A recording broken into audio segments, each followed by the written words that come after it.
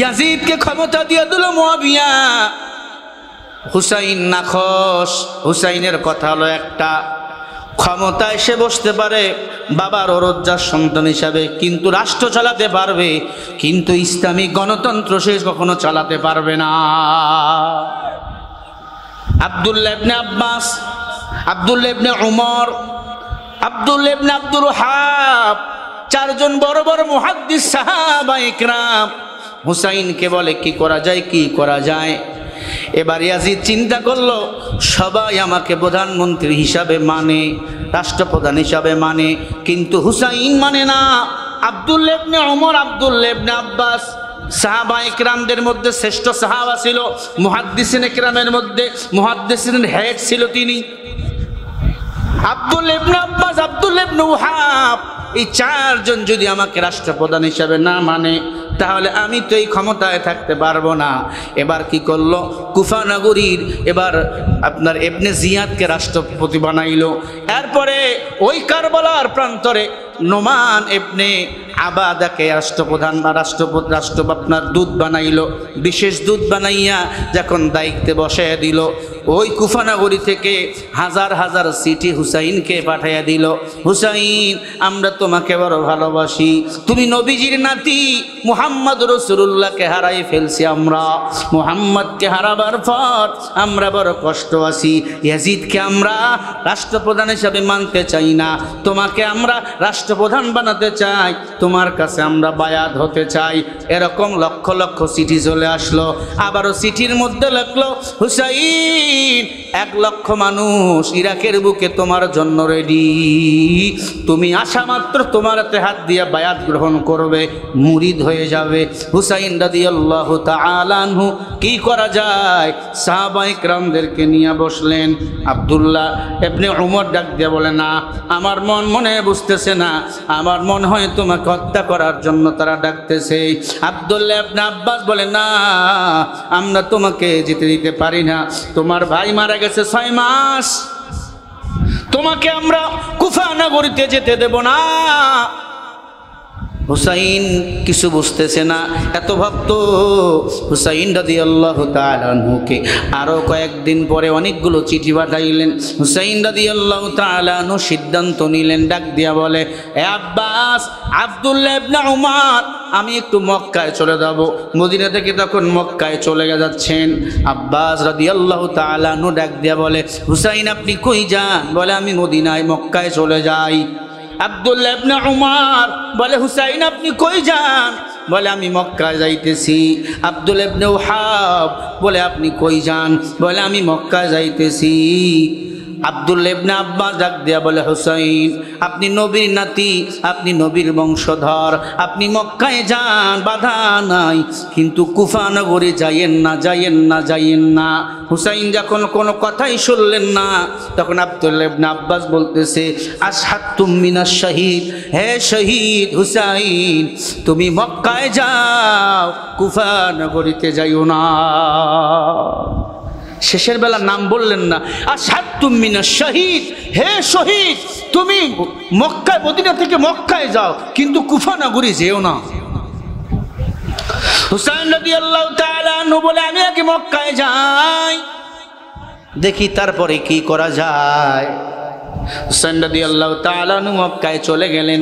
মক্কার গভর্নর তখন ছিল আব্দুল্লাহ ইবনে তামির। ভালো করে শুনে নেন, আব্দুল্লাহ ইবনে তামির নবীজির একজন সাহাবী ছিল, মক্কার গভর্নর ছিল। সেখানে যাওয়ার পরে পরামর্শ করলো, তিনি পরামর্শ দিলেন, হুসাইন, কুফার মানুষেরা তোমাকে এত ভালোবাসে, তুমি কি করবা জানো? তোমার পক্ষ থেকে একজন দূতকে পাঠিয়ে দাও। হযরত হুসাইন একজন দূতকে পাঠিয়ে দিলেন, তার নাম হলো মুসলিম বিন আকিল। কি নাম? মুসলিম বিন আকিল। মুসলিম বিন আকিলকে বিশেষ দূত বানাইয়া পাঠিয়ে দেওয়া হলো সেই কুফা নগরীতে। কুফা নগরীতে যাওয়ার পর একসাথে 50,000 মানুষ মুসলিম বিন আকিলের হাতে হাত দিয়া মুসলমান হয়ে গেল। সুবহানাল্লাহ বলবেন না?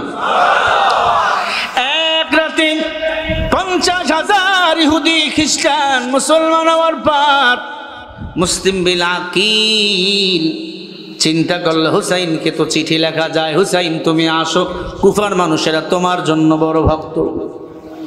মুসলিম বিন আকিল চিঠি লিখছে, যেই মাত্র চিঠি উড়াইল দিয়া দিছে, ওই রাতেই মুসলিম বিন আকিলকে হত্যা করার পরিকল্পনা করে ফেলছে। বলতেছিলাম কুফার প্রধানমন্ত্রী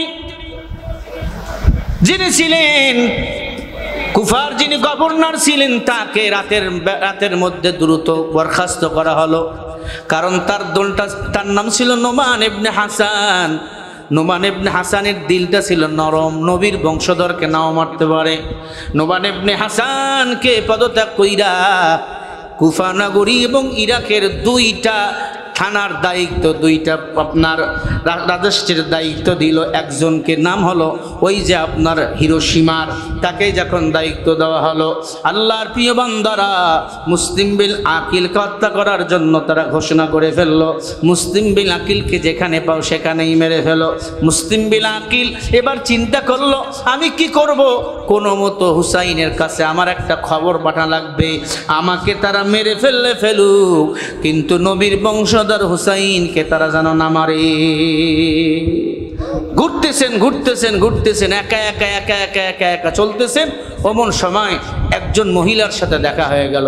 মহিলার নাম ছিল হাসিয়া। অনেকগুলো নাম বলে ফেললাম, মনে থাকবে? মহিলার নাম ছিল হাসিয়া ইবনে উমামা।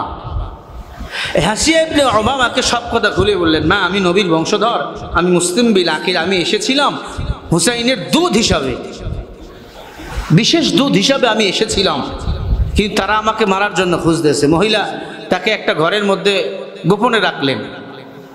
তার মহিলার ছেলে আবার মুসলিম বিন আকিলকে মারার জন্য তরবারি নিয়ে ঘুরতেছে। দেখতেছে মা আমাদের খানা দেয়, আবার খানা জানি কই নিয়ে যায়, খানা নিয়ে যায়, পানি নিয়ে যায়। হঠাৎ করে বলল, মা তুমি খানা কাকে দাও, পানি কারে দাও, তরকারি কারে দাও? মা বলল, বাবা দেখো হুসাইনের একজন দুধ এসেছে মুসলিম বিন আকিল, আমি তারে খাওয়াই। ছেলে এবার বলছে, মা তুমি একটু দাঁড়াও, আমি আসতেছি। সাথে সাথে তাকে গ্রেপ্তার করছে। মুসলিম বিন আকিলকে গ্রেপ্তার করে 2 হাত পিছনে করে বাঁধছে, পা 2টা বাঁধছে, ফুরাত নদীর কিনারে নিয়ে যাইয়া কল্লাটা কেটে বডিটা ফুরাত নদীতে ফালাইয়া দিয়েছে। বডিটা থেকে কালিমার আওয়াজ হইতেছে, আল্লাহু আকবার জোরে বলে। তারাই ছিল আশিক রাসূল, তারাই ছিল ইমাম হুসাইনের অত্যন্ত কাছের বন্ধু। তোমার দাড়ি নাই, তাজিয়া মিছিল করো, গাঞ্জা টানো। ফজরের নামাজের খবর নাই, তাজিয়া মিছিল করো। হাই হুসাইন হুসাইন বলে পিঠে চাবুক দিয়ে রক্তাক্ত করো, বেলের দিয়ে হাত কেটে দিয়া। হুসাইনের তুমি উত্তরসূরি হতে চাও, আশিক রাসূল হতে চাও, তোমরা আশিক রাসূল নয়, তোমরাই হলো শিয়া, তোমরাই হলো শিয়া, তোমরাই হলো ওই ইমাম হুসাইনের দুশমন, তোমরাই হলো আশিক রাসূল নামের শয়তান। কথা বলেন ঠিক না? ঠিক। নামাজের খবর নাই, হাই হুসেন করে চিল্লা আছে নাই? পিঠির মধ্যে এমন হয় বাড়ি মারে, রক্ত বাইর হয়। রক্ত বাইর হলো কেন? হুসাইনের রক্ত ঝরছে, আমরা রক্ত ঝরাইলাম। সম্মানিত ভাইরা আমার, কষ্ট হচ্ছে আপনাদের? ভালো করে দিলের কান দিয়ে কথাগুলো শুনবেন। মুসলিম বিন আকিলকে জবাই করে যখন ফালাইয়া দিল জমিনের মধ্যে, মুসলিম বিন আকিলের মাথাটা একদিকে চলে গেল, বডি থেকে কালিমার আওয়াজ বাইর হইতেছে। এদিক দিয়ে ইমাম হুসাইন রওনা হয়ে গেছে। ইমাম হুসাইন কুফা নগরীর দিকে রওনা হয়ে গেছে। রাস্তার মধ্যে অনেক বাধা, অনেক সাহাবা ইকরাম বলল, ইমাম হুসাইন আপনি যাইয়েন না। নারী পুরুষ 72 জনের কাফেলা। কয়জন? ইমাম হুসাইন মোটেও যুদ্ধ করার জন্য কুফায় যায়নি। আচ্ছা বলেন, কেউ যদি জিহাদে যায়, যুদ্ধের ময়দানে যায়, মেয়েদেরকে সাথে নিয়ে যায়, ছোট বাচ্চাকে সাথে নিয়ে যায়? 6 মাসের ছোট বাচ্চা আলী আসগার, তাকেও সাথে নিয়েছে। কুফা নগরীতে যাওয়ার আগে ওই যে সীমার বিশেষ রাষ্ট্রের দায়িত্ব ছিল, তার সাথে মোলাকাত। সীমার ডাক দিয়ে বলে, হুসাইন কই যান? বলে আমাকে তো কুফায় দাওয়াত করা হয়েছে, হুসাইন রাদিয়াল্লাহু তাআলা আনহু তাদের চলন বলন দেখে টের পাইছে। নোমান ইবনে হাসান নরম দিলের ছিল মানুষ, তিনি বলে হুসাইন আপনি কেন আসলেন? আপনাকে তো মারার প্ল্যান করা হয়েছে। ও হুসাইন আপনি চান না ইয়াজিদ প্রধানমন্ত্রী হোক, কেন চান না? হুসাইন তখন জবাব দিছেন, বাবার ছেলে যদি প্রধানমন্ত্রী হয় এটা ইসলাম বিদ্বেষী। বাপ ভালো মানুষ ছিল, ছেলে গাঞ্জাখোর, আছে না? কথা কয় না। যোগ্যতা অনুযায়ী যদি ছেলে প্রধানমন্ত্রী হয় আপত্তি নাই, কিন্তু কোরআন সুন্নাহ বিরোধী কোনো মানুষ যদি দেশের প্রধানমন্ত্রী হয় এটা ইসলামী রাষ্ট্র সমাজ ব্যবস্থা মানতে পারে না। আমি একটু ইয়াজিদের সাথে দেখা করতে চাই। হুসাইন বলেছে আমি ইয়াজিদের সাথে দেখা করতে এসেছি, আমাকে তো দাওয়াত করা হয়েছে, আমাকে 1 লক্ষ চিঠি দেওয়া হয়েছে। হুসাইন রাদিয়াল্লাহু তাআলা আনহু সীমা ডাক দিয়ে বলে না, তোমাকে আমরা গ্রেফতার করব। নোমান ইবনে হাসান ডাক দিয়ে বলে সীমার গ্রেফতার করার দরকার নাই, তাকে আমরা বিদায় দিয়ে দেই। মক্কা থেকে আসছে, আবার মক্কায় ফিরে যাক। ৭০ জনের তরবারিওয়ালা বাহিনী ইমাম হুসাইন রাদিয়াল্লাহু তাআলা আনহু ঘিরে ফেললেন। ইমাম হুসাইন বুঝে ফেললেন আমাকে তারা হত্যা করবে। ইমাম হুসাইন তাদেরকে 3টা অপশন দিলেন, ভাই 1 নম্বরে হয় আমাকে ইয়াজিদের সাথে সাক্ষাৎ করতে দাও, 2 নম্বরে আমি মক্কা থেকে আসছি আমাকে মক্কায় ফিরে যেতে দাও, 3 নম্বরে না হলে আমাকে কোনো মুসলিম রাষ্ট্রে পাঠিয়ে দাও, আমি সেখানে সাধারণ মুসলমান হিসেবে বসবাস করব, সাথে আমার বিবি, সাথে আমার সন্তান। প্রায় আমরা 3 দিন ধরে অনাহার কিছু খাইনি, চুলায় আগুন জ্বলেনি, হেঁটে হেঁটে রওনা হয়েছি। কি করবা? সীমা ডাক দিয়া বলে কি করা যায়? নোমান ইবনে হাসান নরম দিলের ছিল, ডাক দিয়া বলে ঠিক আছে আমরা তাকে ইয়াজিদের সাথে সাক্ষাৎ করতে দেই। সীমা ডাক দিয়ে কয় বেটা পাখি যেহেতু পাইছি হাতের কাছে জবাই করে ফেললে কি হয়? আল্লাহর বান্দা সিদ্ধান্ত নিল তাকে আমরা হত্যা করে ফেলবো। হুসাইনকে গ্রেফতার করা হলো। ৭২ জন সঙ্গে নিয়ে হুসাইন রাদিয়াল্লাহু তাআলা আনহু কারবালার প্রান্তের দিকে রওনা। 3 দিন আরো হাঁটলেন ক্ষুধার্ত অবস্থায়। কয়দিন? ৭২ কিলোমিটার হাঁটছেন। কত কিলো?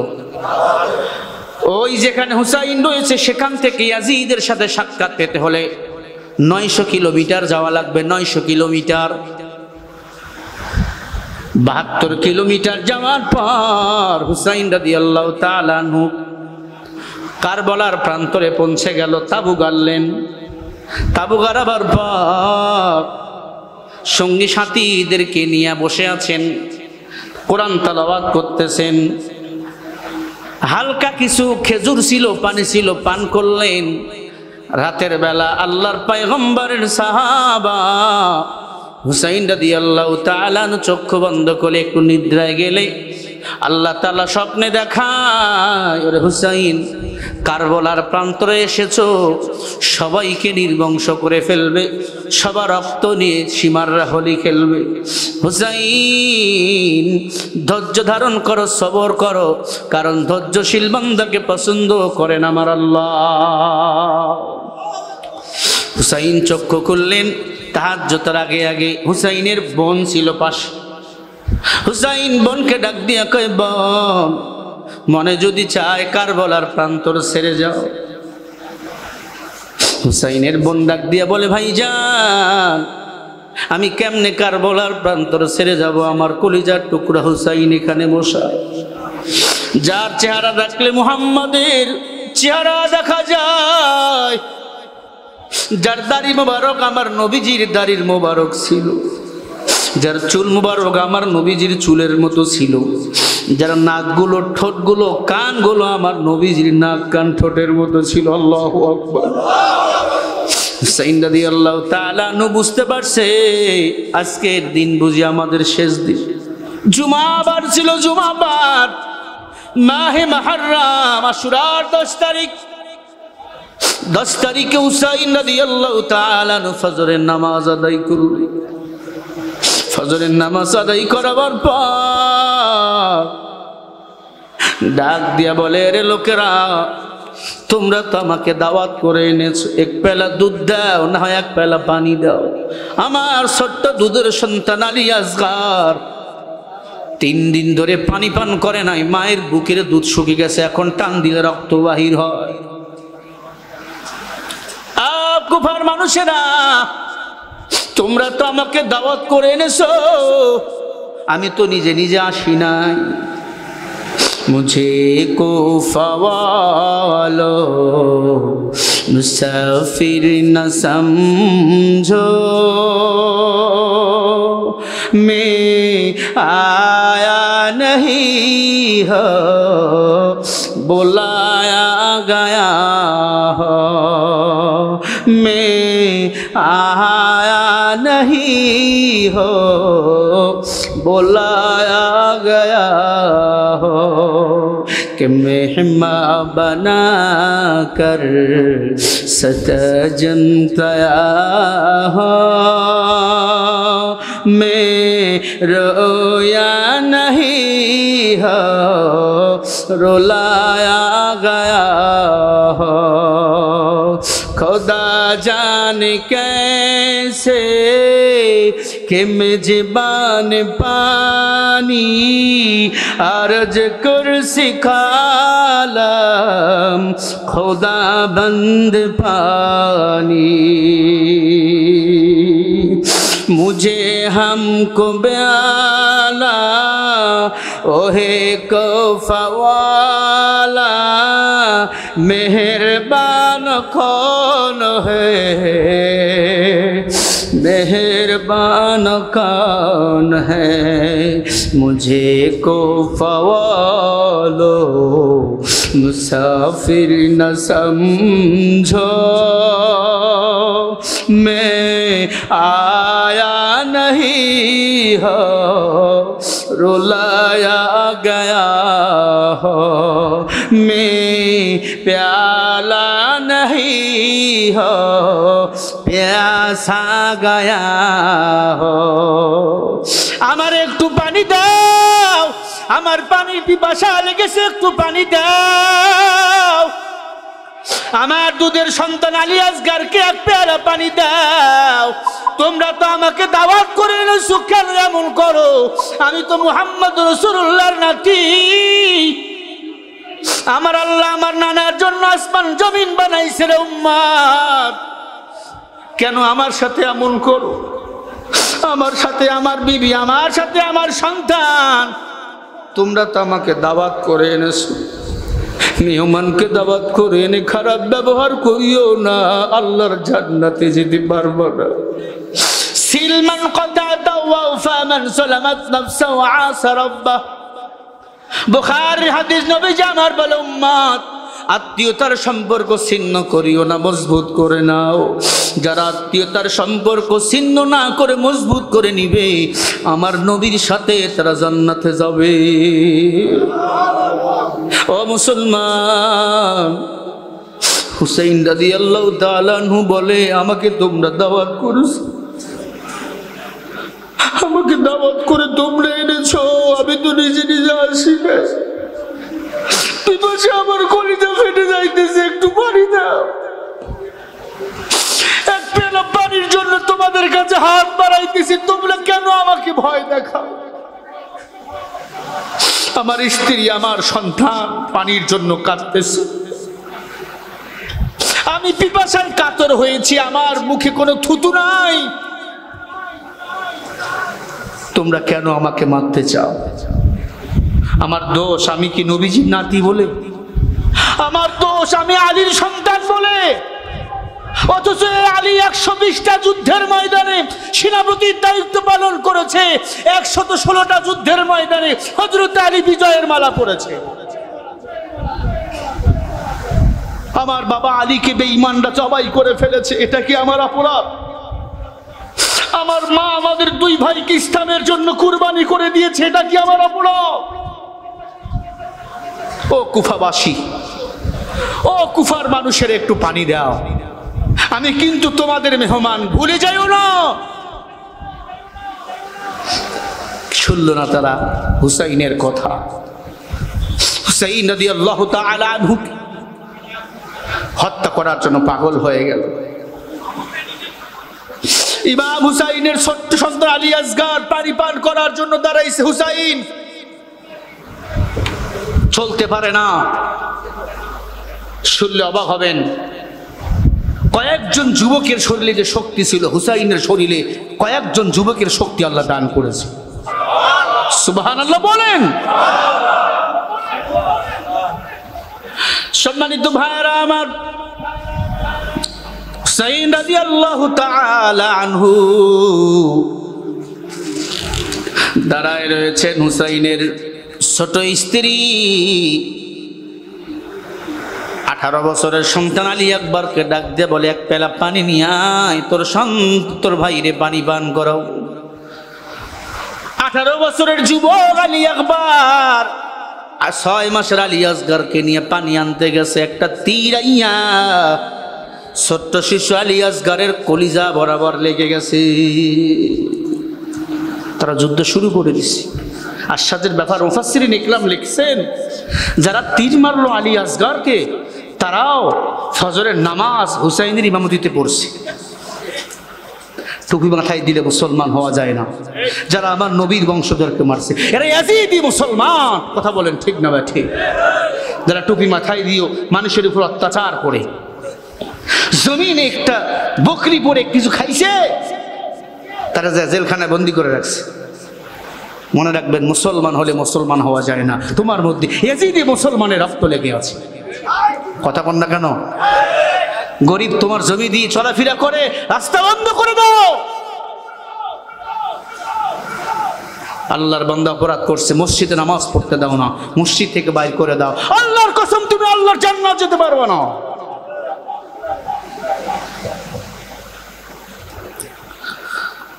হুসাইন রাদিয়াল্লাহু তাআলা আনহু আলী আকবরকে ডাক দিয়ে বলে, আলী আকবর, আলী আসগরকে আমার কোলে দে, একটা শেষ বিদায়ের সুমা দিয়া দি।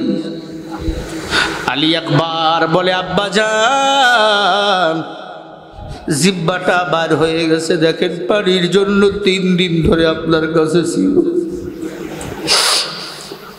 আলী আকবরের মা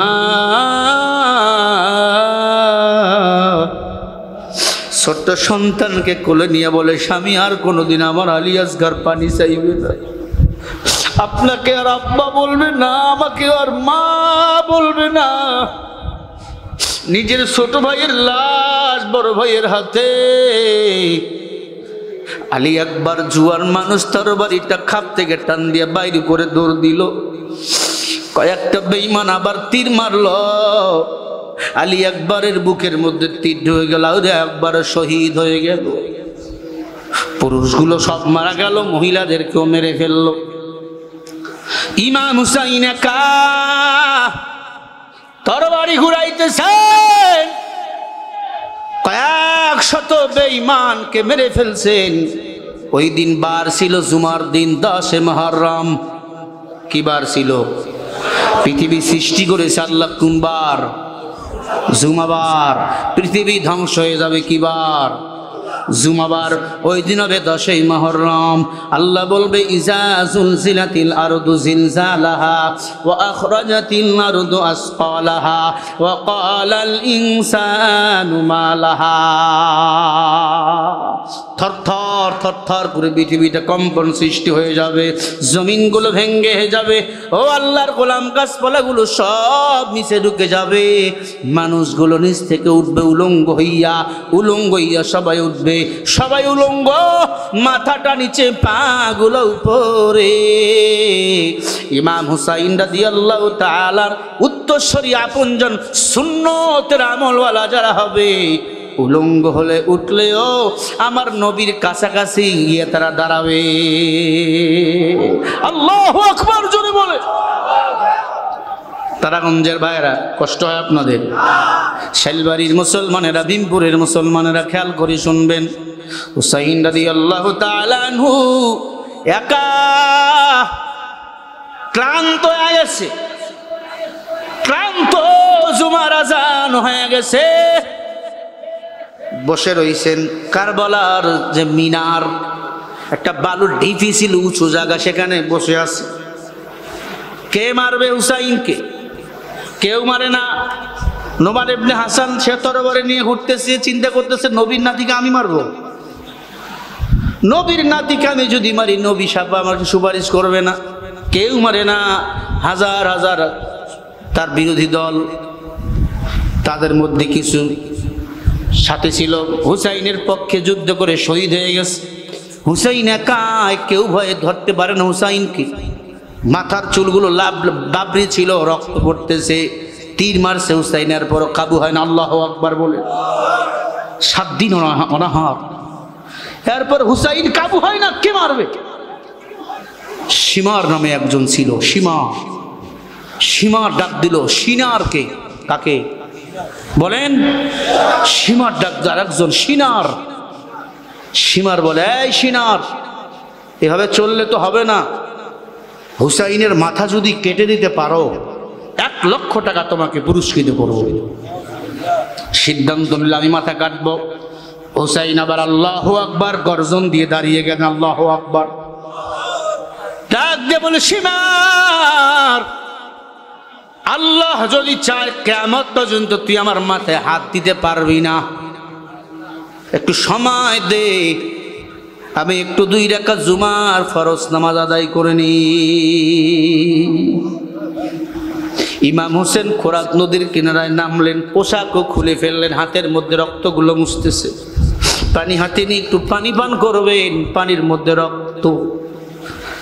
পোশাক খুলিয়া রে পানিতে নামিল রে, ইমাম হুসেন কান্দে রে সেই পানি হাতে লইয়া। ভাই ভাতিজা সব মরিল যেই পানির লাগিয়া, ওরে সেই পানি খাইব আমি কোন হাততে লইয়া রে, সেই পানি হাতে লইয়া। যুদ্ধের পোশাক পরিল ইমাম হুসেনি, কত মারে কত কাটি কি যাবে লিখিয়া রে, সেই পানি হাতে লইয়া। আর পোশাক পরলেন ইমাম হুসাইন, উযু বানাইয়া নামাজের মধ্যে দাঁড়িয়ে গেলেন। 2 রাকাত নামাজ শেষ করাবার পর ইমাম হুসাইন দেখে নামাজের ভিতরে 72টা তীর তার কলিজার মধ্যে মারছে। কয়টা? আর জোরে বলেন কয়টা? ইমাম হুসাইন দেখে নামাজ সালাম ফিরে দেখে 72টা তীর। মুস্কি মুস্কি হাসতেছিল, চোখের পানি ছেড়ে কাঁদে আবার হাসে। হিরে সীমার আর সিনার বলে, হুসাইন পাগল হয়ে গেছে, তুই না বললি তোর মাথা কেউ সইতে পারবে না? হুসাইন ডাক দিয়ে বলে, আমি কেন হাসি তুমি জানো না, আমি কেন কাঁদি সেটাও তুমি জানো না। সবাই বলল, বল, সিনা থাকলে বল, মুসলমান হলে বল, হাসিস কেন বল? বলে, আমি যা দেখি তুমি তা দেখো না। কাঁদলি কেন বলো? বলে, আমি কেন কাঁদি তোমরা জানো না। অবাক হয়ে গেল সবাই। আকাশের তারকাগুলো কান্না রোল পড়ে গেল, ফেরেশতাগুলো সংসন সংসন আওয়াজ শুরু হয়ে গেল। আল্লাহু আকবার জোরে বলেন। সিনা ডাক দিয়ে বলে, হুসাইন বল, হাসলি কেন, কাঁদিস কেন বল? ইমাম হুসাইন বলে, এই কথা বললে তোরা পাগল হয়ে যাবি, সব পাগল হয়ে যাবি। কিসের পাগল? বলি, আইয়ুহাল্লাযীনা আমানুত্তাকুল্লাহ, আমি হুসাইন দুনিয়ার পাগল না, আল্লাহর পাগল। বলেন আমরা কার পাগল? কারা কারা আল্লাহর পাগল? একটু হাত দেখা। নারায়ে তাকবীর। আমি কি বলবো এই 2 কথা? হুসাইন হাসেন কেন, কাঁদেন কেন বলবো? কারা? আবার হাত তোলেন, সোজা করেন। এই মাহফিল আগামী বছর হোক, আমরা চাই তো, হবে ইনশাআল্লাহ। সোজা করেন, সোজা করেন, হাত লড়ান, বলেন বিসমিল্লাহির রহমানির রহিম। হাত সোজা নামাই পকেটে দেন। ছেলেরা এখন যাবে ব্যাগ নিয়ে, যার পকেটে যা আছে দিবেন, কারণ দান করলে হায়াত বাড়ে। কেউ উঠবেন না, উঠলে আমি বদদোয়া করবো। মুসাফির মানুষ, দূর থেকে আইছি, দান করলে হায়াত বাড়ে, দান করলে বালা মুসিবত থেকে আল্লাহ হেফাজত করে, দান করলে আল্লাহ আপন জনের কবর আযাব মাফ করে। সুবহানাল্লাহ। এই সবাই দেন, দেন, যান, যার পকেটে যা আছে, 10, 20, 50, 100, 500 আমি আপনাদের মাঝে হাত বাড়াই দিয়েছি। যদি কেউ বলেন হুজুর আমি 5000 টাকা দেবো, আলহামদুলিল্লাহ। যদি কেউ 1000 দিতে চান, 500 দিতে চান, 200 দিতে চান, এই ব্যাক করেননি, দেন, সবাই দেন। আল্লাহ সবার দানকে কবুল করেন, বলেন আমিন। সবাই দেন, সবাই দেন, কেউ বসে থাক।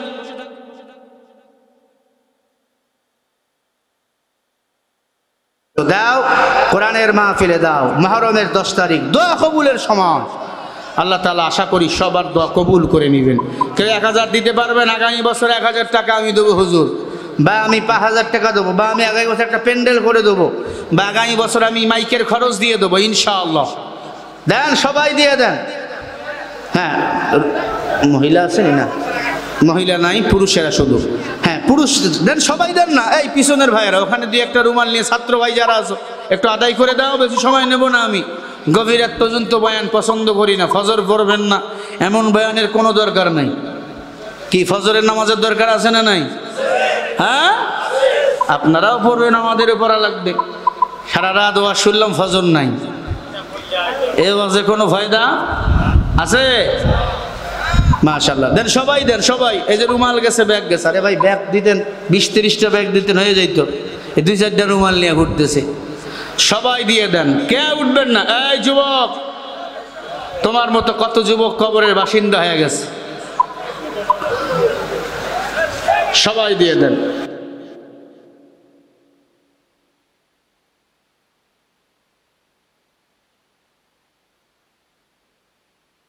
যাব আল্লাহ আমাদের সবার বলে আল্লাহুম্মা আমিন। আর জোরে বলে আমিন। লা ইলাহা ইল্লাল্লাহ, লা ইলাহা ইল্লাল্লাহ, লা ইলাহা, লা ইলাহা ইল্লাল্লাহ মুহাম্মাদুর রাসূলুল্লাহ। আল্লাহ আল্লাহ বলো মুখে মুখে, আল্লাহ আল্লাহ বলো মুখে মুখে, তাওহীদি ঈমান আনো বুকে বুকে। এই উঠতেছেন কেন? শেষ। এই দেখেন বাঙালি কেমন চালাক দেখছেন। হ্যাঁ, সবাই বসেন। হ্যাঁ, রুমালগুলো নিয়ে আসবেন যারা কালেকশন করেছেন।